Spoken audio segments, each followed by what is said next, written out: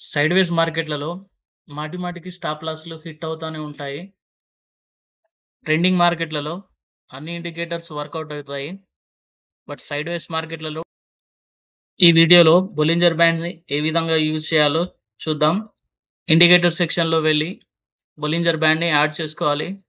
మధ్యలో కనిపించే line 20 moving average, పైన కింద కనిపించే లైన్లను అప్పర్ బ్యాండ్, లోవర్ బ్యాండ్ అంటాం. ఈ బ్యాండ్లను యూజ్ చేసి మనం ట్రేడింగ్ చేద్దాం.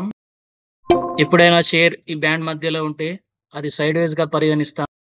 లోవర్ బ్యాండ్ సపోర్ట్ గా, అప్పర్ బ్యాండ్ రెసిస్టెన్స్ గా అయితే వర్క్ అవుతుంది. ఎప్పుడైతే మార్కెట్ లో ట్రెండింగ్ మూవ్ వస్తుందో అప్పుడు ఈ బ్యాండ్లను బ్రేక్ చేసి క్యాండిల్స్ బయటకు వెళ్తాయి.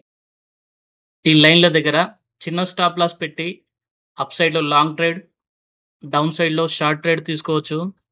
మంచి ప్రాఫిట్స్ బుక్ చేయొచ్చు. అక్యురసీ కోసం బ్యాండ్ల దగ్గర సపోర్ట్ అండ్ రెసిస్టెన్స్ జోన్లు డ్రా చేసుకోవాలి.